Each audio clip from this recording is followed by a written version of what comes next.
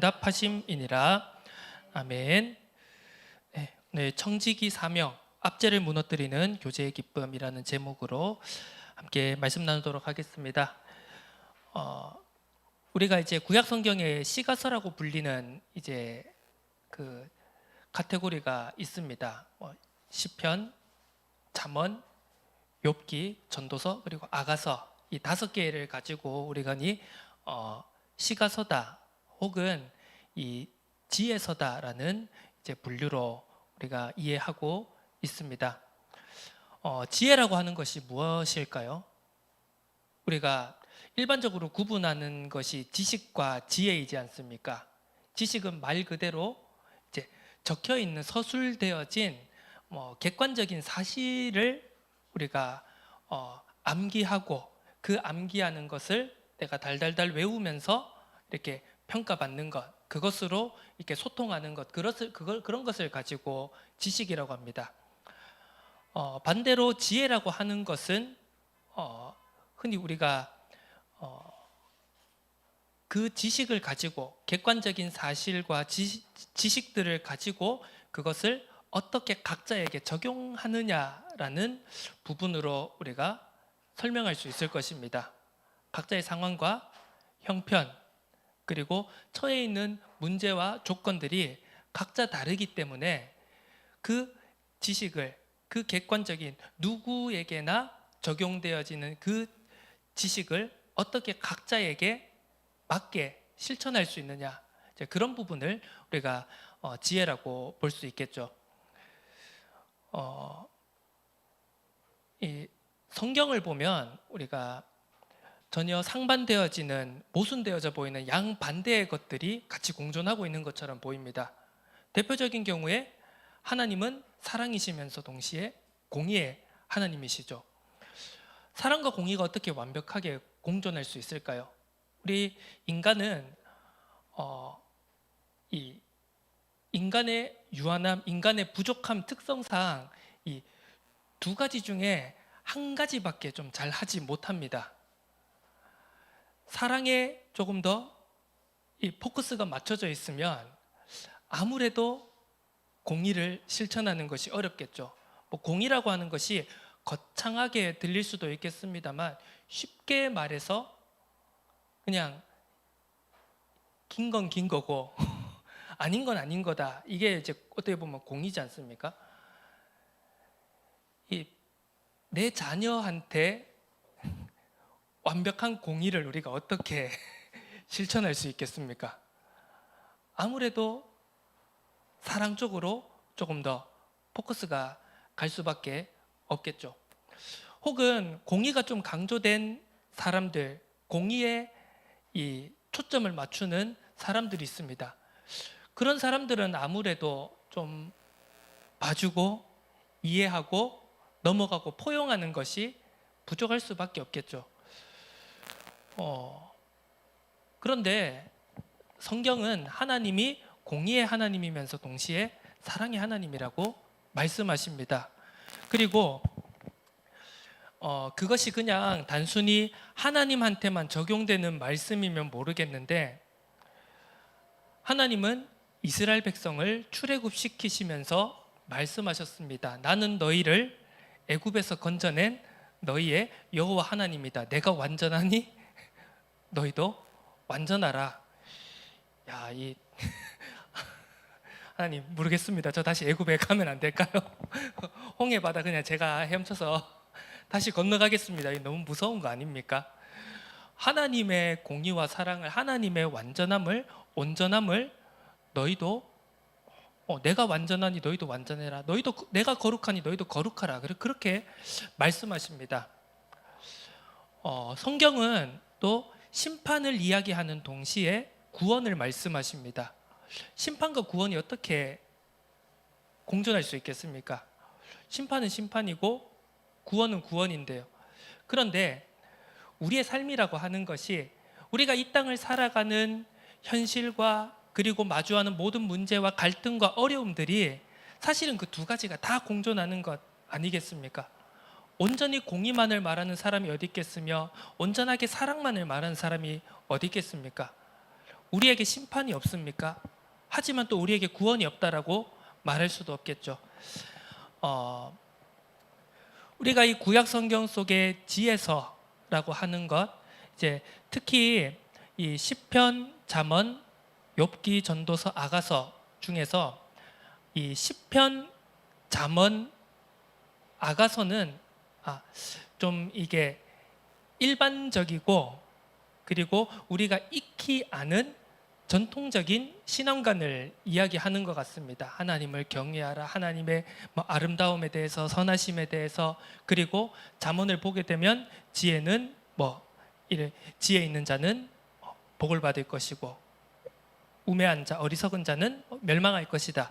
이런 좀 어떻게 보면 인과율적인 그리고 정석적인 내용의 우리가 흔히 아는 신앙에 대해서 이야기하는 것 같으면 욥기서와 전도서는 우리가 이해하기 상당히 힘든 부분들을 설명하고 있습니다.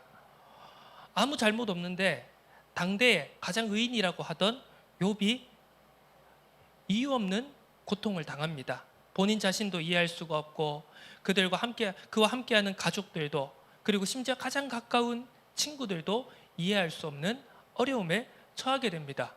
아니 꼬박꼬박 하나님께 제사도 잘 드리고 자기뿐만이 아니라 혹시 자기 자식들까지 은연중에 범죄함이 있을까 해서 자식들 제사까지 다 지내고 그렇게 동방의 의인이 그 사람만한 의인이 없다라고 하는데 정말 자기가 스스로 목숨을 끊을 것 같은 그 지경에 처하는 어려움에 마주하게 됩니다. 전도서의 말씀은 어떻습니까?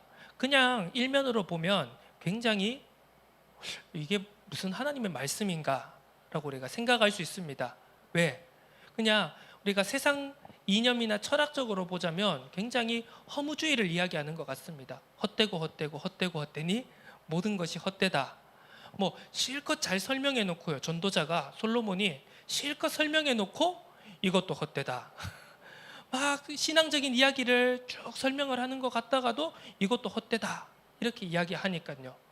그런데 우리는 이 부분에서 하나님이 그렇다면 왜 성경 66권 중에 이렇게 우리가 이해하기 힘든 말씀도 이 정경 안에 포함시켜서 시대를 초월하여서 우리에게 지금도 읽히게 하시느냐? 왜 이 성경을 하나님의 말씀으로 우리에게 받아들이게 하시느냐를 한번 깊이 생각해 봐야 될 것입니다. 그래서 결론적으로 말하자면 이 욥기나 전도서 같이 우리가 이해하기 힘든 아니면 우리가 외면하고 싶은 가능한 한 어떻게 보면은 욥기와 같은 상황은 우리가 피하고 싶지 않습니까? 할 수만 있다면 이 잔을 내게서 거두어 주시옵소서 하고 이제 그 뒤에 기도는 더 안 하죠. 그럼에도 불구하고 우리는 이 말씀들을 한번 잘 깊이 있게 묵상해 보고 또 항상 우리들의 삶에서 우리들의 문제와 현실 속에서 생각해 보아야 할 것입니다. 왜? 전도서는 그렇게 이야기합니다. 바람을 잡는 것과 같다 이렇게 이야기를 하죠. 그 말은 다르게 표현하자면 수수께끼와도 같다라는 의미입니다. 수수께끼와 같다. 영어로 미스테리하다. 그런 뜻이겠죠. 우리의 이해와 우리의 지식으로는 우리의 판단으로는 도저히 이해할 수가 없는 일인 것입니다. 아니 하나님을 잘 믿는데 왜 이런 문제가 찾아오느냐? 혹은 반대로 우리 말라기 선지자와 같이 하나님 의인들은 왜 이렇게 고난을 받고 악인들은 왜 저렇게 승승장구합니까? 라는 질문을 던질 수밖에 없는 것이죠. 자, 그 속에서 하지만 우리들은 그럼에도 불구하고 신앙으로 살아내고 신앙을 지켜가고 신앙을 전달하는 삶을 살아야 합니다. 사실 우리의 갈등이 그것 아니겠습니까? 제가 이제 그 신학을 공부하고 계속 이런저런 지식들을 알아가면서요. 결국은 두 가지 중에 한 가지입니다. 믿지 않기 위한 신학을 하든지 아니면 믿기 위한 신학을 하든지. 제가 이렇게 몇몇 살펴보는 신학자, 교수님들, 신학교 교수님들 중에도 보면은요, 진짜 뭐 안 믿는 사람들보다 더 못한 분들도 많이 계시는 반면, 그냥 현장에서 목회 사역을 감당하고 있는 저보다 훨씬 더 낫다. 저분이 당장 그 강단에 서시고 목회를 하셔도 잘할 것 같다라고 하는 정말 은혜가 넘치는 신학하는 교수님들도 정말 많습니다. 그렇다면 우리는 이 말씀을 바라볼 때 이제 전제가 분명히 있어야 됩니다. 이 성경 66권을 하나님께서 왜 수천 년의 역사를 들여서 수십 명의 저자들을 통하여서 그리고 교회 공동체의 그 수많은 논란들을 거쳐서요. 자, 예를 들면 이 전도서 말씀은 이 신약 성경이 없는 이 구약 성경만 존재하던 시기에도요. 이 유대 사회에서부터 이미 이게 정경으로 과연 포함될 만하냐 아니냐를 가지고 수백 년 동안 논쟁을 했던 성경입니다. 유대교 내에서도요. 보니까 너무 그 당시에 유행하던 헬레니즘이라든지 그런 이방 철학 사상들이 너무 많이 담겨져 있는 것처럼 표면적으로 보였기 때문입니다. 자, 그런데 우리는 저도 그렇습니다만 오랫동안 이 신앙이 당연하게 받아들여지는 환경에서 저는 자라왔습니다. 그렇지 않습니까? 뭐 흔히 말하는 뭐 4대, 5대 그리고 태어나 보니까 뭐 제가 선택한 건 아니지 않습니까? 근데 선택하지 않은 환경에 태어났고 그렇게 배워왔고 그렇게 자라왔습니다. 그런데 전혀 정반대의 상황에서 또 신앙과 믿음, 하나님의 계획이 예정되어 있는 사람들도 있다는 것이죠. 그러면 그래 맞아, 정석대로 그 말이 맞아, 1 더하기 1은 2야 라고 하는 전형적인 방식과 길에서 우리가 복음을, 하나님의 뜻과 계획을 깨달아 갈 수도 있는 것이지만 어떻게 보면 전혀 정반대의 상황에서 어려움과 고통과 그리고 불신앙이 가득한, 그리고 안 믿는 것이 너무나도 당연해 보이는 그런 환경들이 즐비한 상황 속에서도 우리가 믿음으로, 신앙으로, 그리고 하나님께로 가까이 나아오게 하는 그 여정도 분명히 존재한다는 것이죠. 그래서 이 전도서 말씀을 가지고서 많은 신학자들과 목회자들이 이것을 해석하고 적용하여서 설교할 때 이렇게 표현을 하는 경우가 있더라고요. 전도서는 삐딱한 지혜서다. 우리 가끔 그런 사람들 있지 않습니까? 삐딱하게 아닌 것 같은데 뭐만 하면 그냥 그 예스맨이 아닌 노맨인 사람들이 있지 않습니까? 그런데 그냥 단순히 노만 외치는 사람이 아니라 그 노를 외치지만 앞에서는 아닌 것 같은데요를 외치지만 마치 우리가 복음서에 나오는 둘째 아들처럼요. 첫째 아들은 무엇입니까? 아버지가 가서 야, 저가 밭에 일해. 네, 알겠습니다 하고 안 가잖아요. 제가 좀 그런 성격이거든요. 그래서 아마 이 담임 목사님께서 지금 한 40여 년째 저를 봐오시면서 그 고통 속에 말 못할 고통 속에 계셨을 것 같은데 저는 첫째 아들처럼 좀 네, 알겠습니다 하고는 뒤에 가서 좀 안 하고 뻗대다가 뒤에 가서는 들통나서 혼나고 좀 이런 스타일이면요. 복음서에 나오는 둘째 아들은 무엇입니까? 싫은데요? 이렇게 했다가 뒤에 가보니까 마음에 걸리는 겁니다. 그래서 밭에 가서 일했습니다. 이제 우리가 이런 경우가 있는 것처럼 우리가 하나님은 그럼 복음의 계획은, 하나님의 구원의 계획은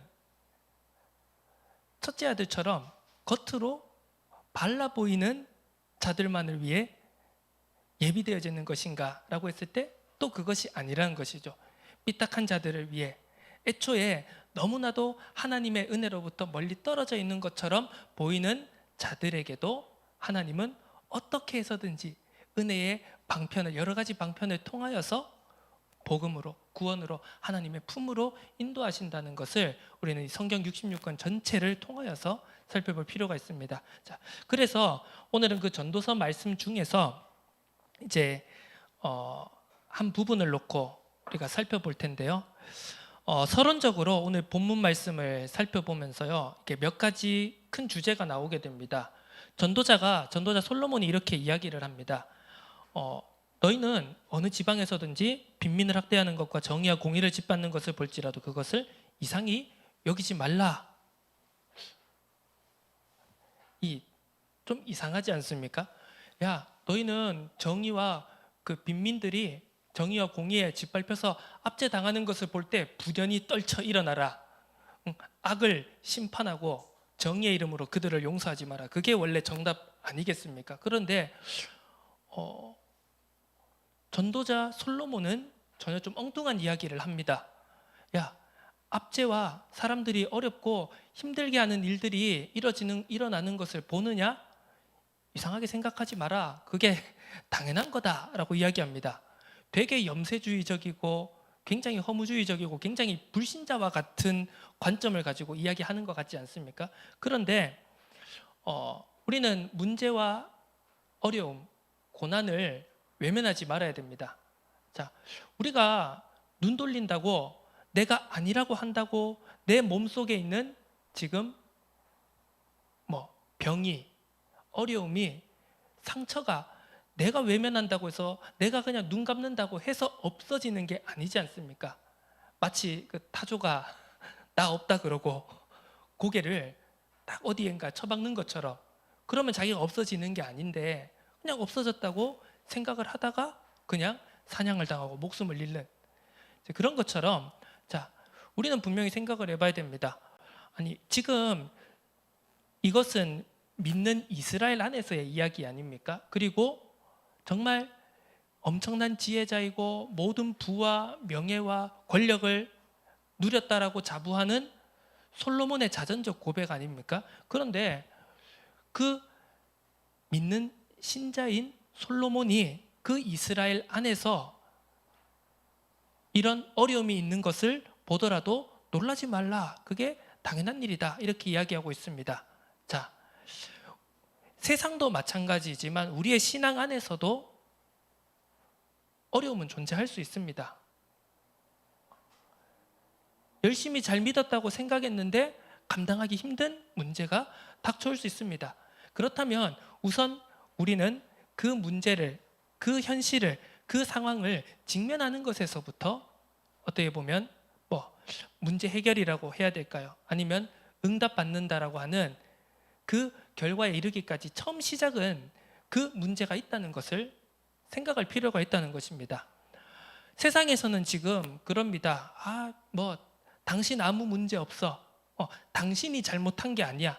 다 나라가 잘못했고, 다 국회의원이 잘못했고, 정치인 잘못했고, 저쪽 당이 잘못했으니까 우리가 좀 더 잘해줄게. 우리가 좀 더 당신 몸값 잘 쳐줄게. 우리 뽑아. 다 그런 거지 않습니까? 다 잘못이 없답니다. 제가 요즘 그런 여러 가지 뉴스들이라든지 이렇게 시사 프로그램에서 막 그 평론가들이 이야기하는 거 보면, 정치인들이 이야기하는 것 중에서 제가 제일 거슬리는 말이 하나가 있는데요. 그게 뭐냐면은요, 진영을 가리지 않고 앞다퉈서 국민은 위대하답니다. 우리 국민은 위대하기 때문에 무조건 정치인이 잘못했고 저쪽이 잘못했고 우리는 잘못한 거 없고 그러니까 우리 뽑아주세요, 그런 건데요.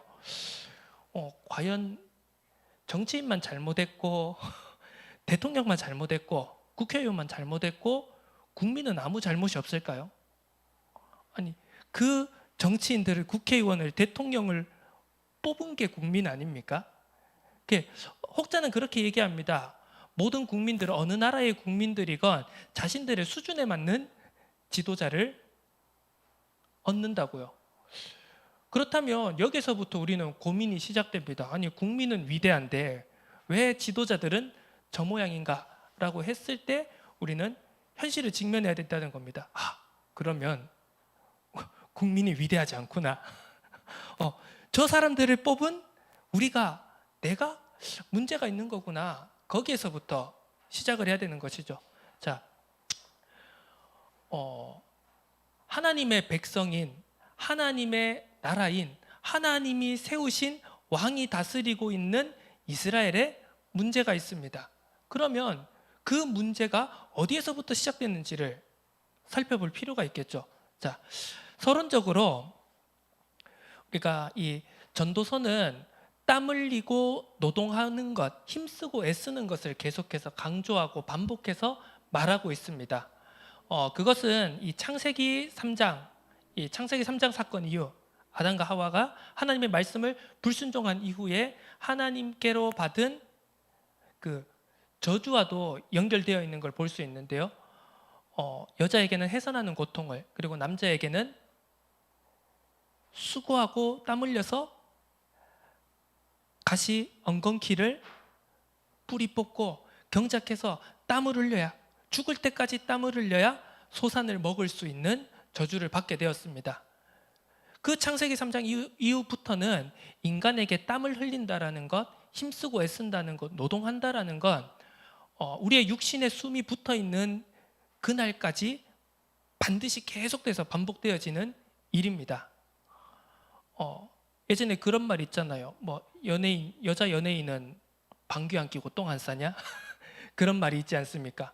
자, 하나님을 믿는 사람이건 하나님을 믿지 않는 사람이건 땀을 흘리고 일을 해야 됩니다.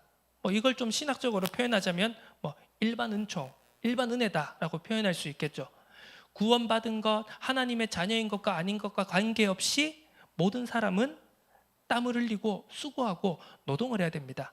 자, 그런데 문제는 이 수고하고 땀 흘리고 노동하는 것이 과연 하나님이 창조하시고 하나님이 목적하시고 하나님이 뜻하시는 바대로 이루어지는가, 아니면 창세기 3장 사건 이후에 죄 속에 있는 하나님 떠난 인간이 망가지고 왜곡되어지고 타락한 땀 흘림으로 수고함으로 변질되어졌는가, 그 부분을 살펴봐야 되는 것이죠. 여러분 혹시 그 보복 소비라는 단어 들어보셨습니까? 특히 이제 우리 그 코로나 시기를 한 2년 정도 거치고 2년 동안 사람들이 집안에만 콕 박혀 있다 보니까 얼마나 스트레스가 받았겠습니까? 그런데 딱 코로나가 딱 풀리고 지금 현 시점까지 우리나라의 상황이 어떻습니까? 사람들이 거의 반쯤 미친 듯이 비행기를 타고 해외로 나가고 있습니다. 자, 그래서 해외여행이 틀리다, 나쁘다, 좋다 이 얘기를 하려고 하는 것이 아닙니다. 문제는 뭐냐 하면은요, 과연 그 사람들이 자기의 의지와 자기의 자유와 자신의 생각을, 자율적인 생각을 가지고 그걸 실행을 하느냐는 것입니다. 이걸 좀 다르게 생각해 보면 우리가 강박적이라고 하는 표현이 있지 않습니까? 강박적이라는 표현 자체가 자유와는 거리가 좀 먼 단어입니다.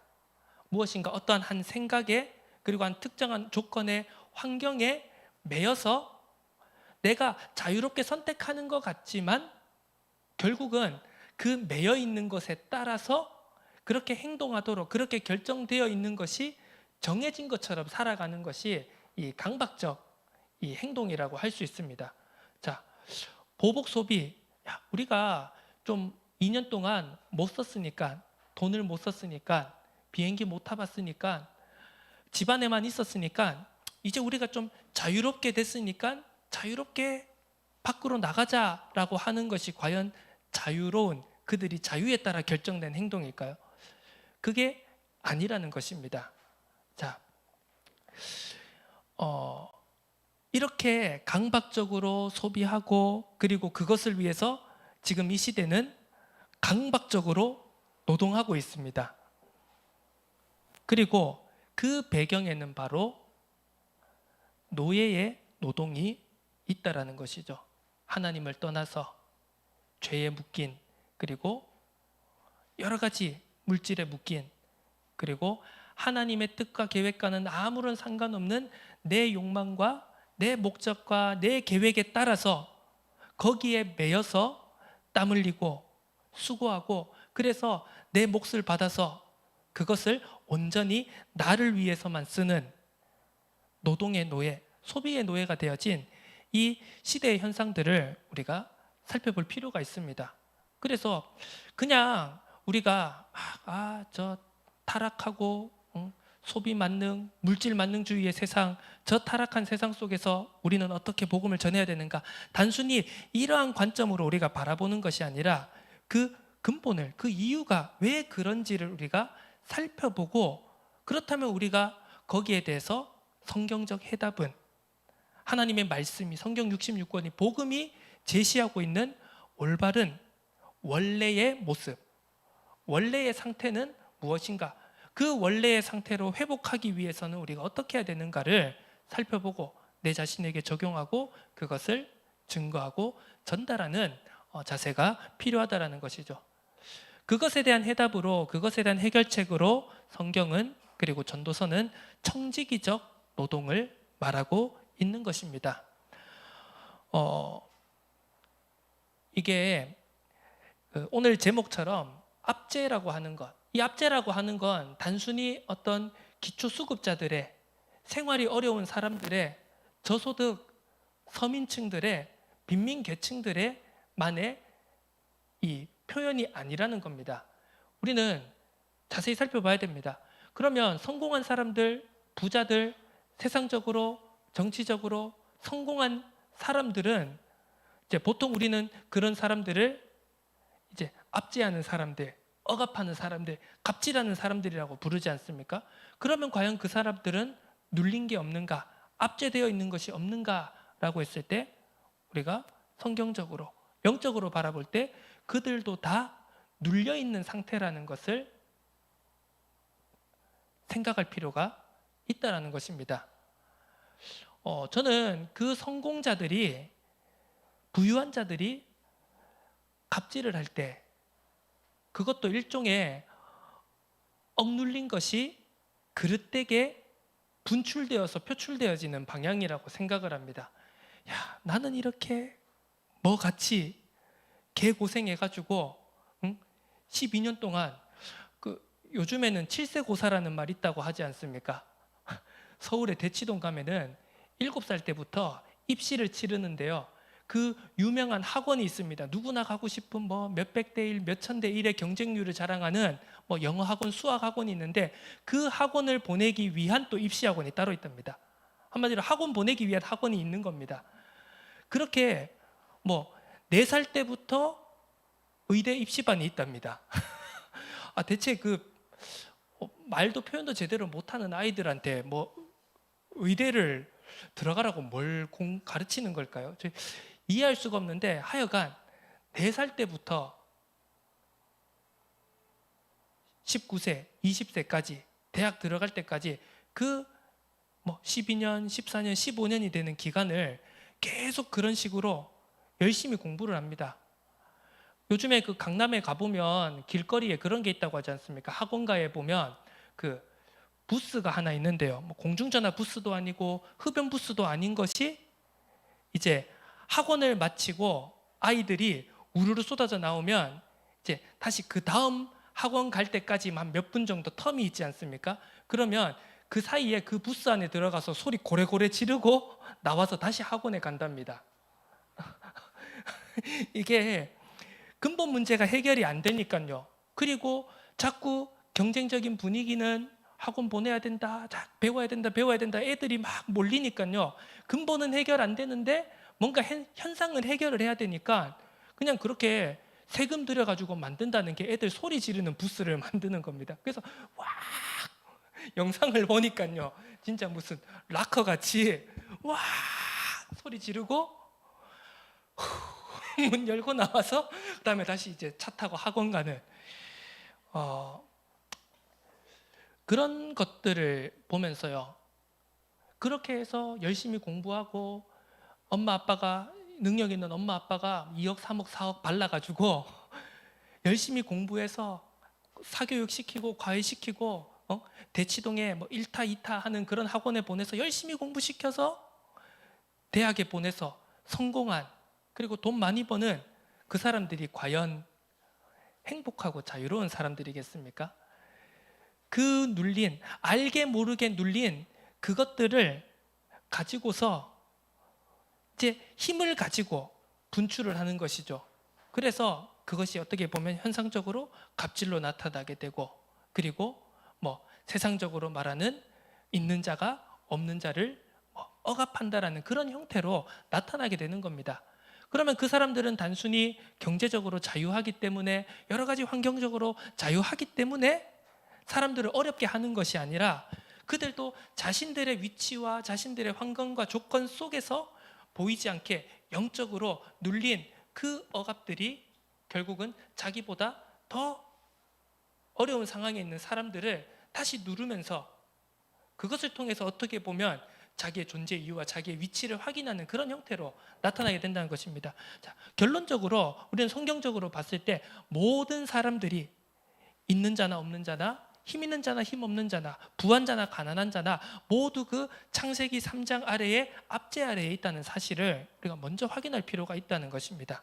자, 그렇다면 그렇기 때문에 어떻게 보면 국민들 잘 살게 하라고 뽑아놓은 정치인이든 국가 지도자든 여러 가지 사회 각각 계층에 있는, 경제 계층에 있는 수많은 지도자들, 리더들이 어떻게 하면 세상을 좀 더 잘 살게 하는, 모두가 최대한 많은 사람이 잘 살게 하고 행복하게 하는 방향으로 가는 것이 아니라, 마치 1등이 존재하기 위해서는 99명의 그 밑에 있는 사람들이 존재해야 되는 것처럼 되는 그런 피라미드의 구조로 갈 수밖에 없다라는 것입니다.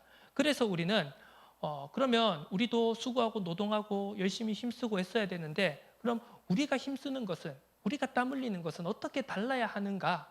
그들과 세상과는 어떻게 달라야 하는가라고 했을 때, 바로 성경은 청지기적 노동을 제시하고 있는 것입니다. 바로 창세기 2장 15절에 하나님의 형상대로 창조되어진 사람이, 남자가, 하나님께서 그를 에덴 동산에 두시고 그 에덴 동산, 하나님이 지으신 에덴 동산을 경작하면서 관리하게 하는, 그래서 우리는 두 가지 측면을 항상 생각해야 되는 것입니다.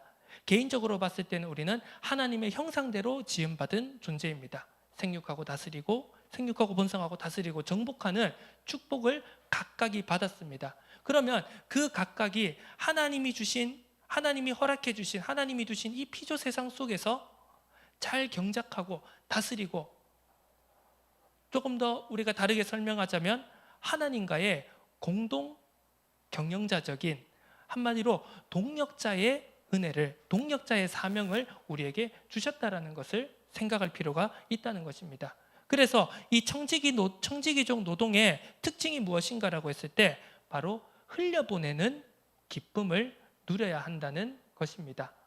세상 사람들은 무엇입니까? 정말 억눌림 속에서, 정말 힘든 문제와 상황들, 현실 속에서 내가 열심히 노력한 만큼 내가 성공할 수 있다라는 그것을 가지고 열심히 모읍니다. 열심히 일하고 열심히 끌어모읍니다. 그리고 그 끌어모은 것을 죽을 때까지 아둥바둥 움켜쥐고 있습니다.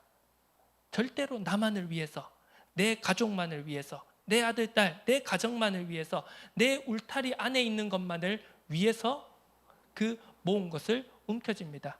하지만 청지기적 자세, 청지기적 사명은 그것이 아니라 내가 받은 것을 하나님께서 주시는 은혜이고 하나님께서 내게 주신 달란트다라는 자세를 가지고 그것을 흘려보내는 기쁨의 노동, 기쁨의 소비를 한다는 것이 그 차이가 있다는 것입니다. 결과적으로 이것은 어떤 형태로 나타나냐 했을 때, 노예의 노동은 압제로 나타나게 되고 청지기적 노동은 함께하는 교제의 기쁨으로 나타나게 된다는 것입니다. 자, 그래서 우리가 이 11절 말씀을 보면 그렇죠. 재산이 많아지면 먹는 자들도 많아지나니 그 소유주들은 눈으로 보는 것 외에 무엇이 유익하랴. 이 고용인을 바라보는 죄 가운데 있는 고용주의 태도 아니겠습니까? 뭐 하나 몰래 빼먹는 것 없나?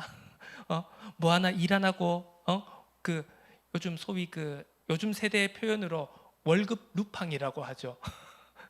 그냥 앉아가지고 8시간, 9시간 멍하니 모니터만 받아보고 월급 받아가는 놈 없나? 그래서 요즘 보면은 그렇게 고용주들이 CCTV로 막 감시하고 그렇지 않습니까? 편의점에서 알바가 일하고 있는데 사장이 문자가 옵니다. 그 앉아서 그 문자만 하지 말고 폰만 보지 말고 저기 뭐 폐기 음식 처리하고 뭐 좀 이렇게 하세요. 이러니까 감시하세요. 저 기분 나빠서 오늘 퇴사합니다. 예, 이런 해결되지 않는 그런 갈등들이 생기는 것 아니겠습니까? 그런데 하나님의 말씀대로 성경대로 우리가 청지기적 사명을 우리 각자가 감당한다라고 했을 때 이러한 어떻게 보면 갈등들을 우리가 실제적으로 현실적으로 그리고 우리의 신앙과 또 세상에서 겪고 있는 이런 문제들을 어떻게 보면 하나하나씩 작지만 굉장히 사소해 보이고 굉장히 별것 아닌 것 같아 보이고 굉장히 느린 것 같아 보이지만 그것이 실제로 문제를 해결하고 우리 갈등을 해결하고 재앙을 해결하고 그리고 어떻게 보면 조금 더 하나님의 나라를 회복시켜가고 확장시켜 간다는 의미에서의 진정한 해결책이 아닐까 하는 생각을 오늘 우리가 본문을 통해서 살펴볼 수 있습니다. 그래서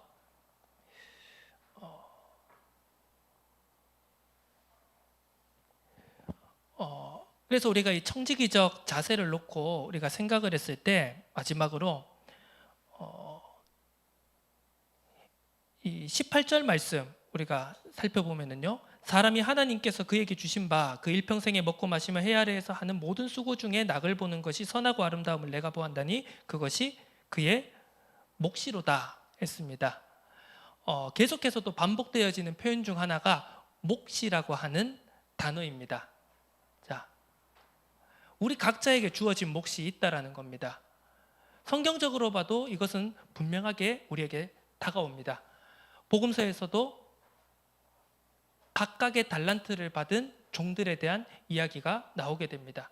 10달란트, 5달란트, 1달란트 받은 종, 각자의 주어진 것 속에서 일을 합니다. 주인은 돌아와서 결산을 했을 때 10달란트 받은 종이든 5달란트 받은 종이든 동일하게 칭찬합니다. 잘하여도 다 착하고 수고한 충성된 종아, 작은 일에 충성하였으니 주인의 기쁨에 참여할 것이다. 그와 반대로 1달란트 가진 자는 책망을 받는 그런 부분을 우리가 볼 수 있습니다. 자, 제 몫을 받았다라는 것, 내게 주어진 분량이 있다라는 것, 내가 태어난 배경과 그리고 내가 살아온 환경에 따라서 주어진 몫이 청지기의 사명을 감당한 우리 각자에게 다르게 주어졌다라는 것 또한 우리가 분명하게 생각해야 되는 것입니다. 자, 각자에게 주신 조건과 환경을 외면하지 말고 그 속에서 청지기적 사명을 감당하며 하나님의 이 창조 섭리에 우리가 동참하는 자로서 우리가 그 분의 구원 역사에 창조 역사에 동참하는 자로서의 지위로 회복되어져 가는 것, 단순히 그냥 먹고 살기 위해서 힘쓰고 애쓰고 바등바등 남을 짓밟아 올라가고 남을 깔아뭉개면서 성공의 자리로 올라가는 세상의 방법이 아닌 그 하나님과의 동력자적인 위치에까지 올라갈 수 있도록 우리가 그 창세기 3장에 6장에 11장에 그 저주의 굴레를 벗어나서 우리가 하나님이 주신 참된 것을 회복해 나갈 수 있는 그 놀라운 위치로서의 그 자리에까지 올라갈 수 있는 그 축복을 우리에게 주셨다라는 것을 우리가 절대로 놓쳐서는 안 되겠습니다. 그래서 이것은 정답이 없지만요, 각자의 몫이 얼마인가, 이것은 어떻게 보면 우리가 평생 동안 알아가야 될 숙제와도 같습니다. 그렇게 이야기를 합니다. 많이 준 자에게 많은 것을 요구한다, 적게 준 자에게 적은 것을 요구한다고 복음서는 우리에게 분명히 말하고 있습니다. 그 말이 얼마나 감사한 말인 동시에 얼마나 무서운 말인지를 우리가 생각해 봐야 됩니다. 자, 여러분, 이재용 삼성 회장의 몫을 받기를 원하십니까? 저는 별로 싫거든요. 저는 약간 좀 스타일이 한량이라서 그 예전에 TV에 나온 어떤 연예인의 말이 굉장히 뇌리에 박혀 있는데요. 정말 아무도 나를 못 알아보는데 돈이 많았으면 좋겠다. 그게 자기 평생 소망이라는 겁니다. 예, 이루어지지 않을 소망을 이야기한 거죠. 이재용 회장은 그 몫을 받고 그 몫을 감당해 나가기 위해서 얼마나 우리가 상상할 수 없을 정도의 얼마나 큰 압박을 받고 매일매일 살아갈까요? 매일매일 살아가는 게 아니라 분단위 초단위로 아마 압박을 받고 살아갈 겁니다. 자신의 손끝에 자신의 사인 하나에 수만 명, 수십만 명, 수백만 명의 생계가 달려있는 사람인데요. 성경은 우리에게 분명히 말하고 있죠. 많이 받은 자에게 많은 것을 요구한다. 내게 왜 내게 이만큼만 주셨지? 내가 지금 그것만 감당할 수 있는 그릇이라는 것을 우리가 생각해 봐야 되겠습니다. 그렇다고 해서 이 운명론처럼 결정론처럼 우리가 딱 이것만 우리가 정해진 거야. 내 팔자는 여기까지야. 성경은 그걸 말하지 않습니다. 내가 하나님의 뜻을 말씀에 더욱더 깊이 말씀을 사모하고 기도 속으로 들어가고 내 사명을 하루하루 한 단계씩 깨달아가고 내가 얼마나 더 정말 그냥 뭐 단백질과 칼슘과 탄수화물로 이루어진 그런 유기체가 아니라 그냥 동물과 똑같은 유기체가 아니라 내가 얼마나 고귀한 존재로 하나님이 아브라함에게 말씀하셨던 것처럼 내가 하는 일을 아브라함에게 숨기겠느냐라는 그 복의 근원의 축복을 우리 또한 받았구나. 내가 얼마나 존귀한 존재이고 내가 얼마나 하나님이 만드신 이 피조 세상, 창조 세상을 위해서 내가 할 수 있는 역할이 얼마나 무궁무진할까라는 것을 깨달아 갈 때 우리는 그것이 참된 축복임을, 그리고 그것을 위해서 그 분량이 한 단계 한 단계 한 뼘 한 뼘 확장되어져 가기 위해서 우리에게 찾아오는 모든 기쁨과 모든 고난이 우리에게 주신 응답의 통로이구나라는 것을 발견하게 될 것입니다. 우리가 청지기적 사명을 감당해야 될 줄로 믿습니다. 세상이 얼마나 지금 시끄럽고 힘든 가운데 있습니까? 서로 네가 잘못했다, 내가 힘들다, 나는 아무 잘못 없고 네가 다 잘못했다라고 막 싸우고 있습니다. 우리는 관점을 복음적으로 성경적으로 바꿔야 될 것입니다. 내가 문제구나. 내가 그렇습니다. 우리는 저 복음 못 받은 사람들, 저 멸망당한 사람들 하면서 애통해야지 않습니까? 그런데 그것도 물론 우리에게 필요하지만 그 이전에 나에 대한 애통함이 우리에게는 먼저 필요할 줄로 믿습니다. 내가 진짜 안 되는 놈이구나.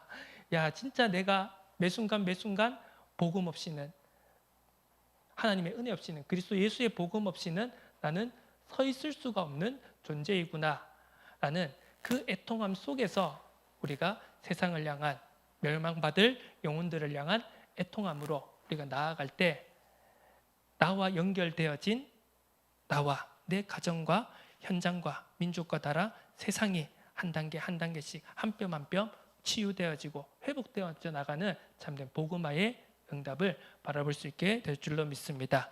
그 사명을 감당하는 우리들의 발걸음이 되어지기를 주님의 이름으로 축원합니다. 하나님 아버지 감사드립니다.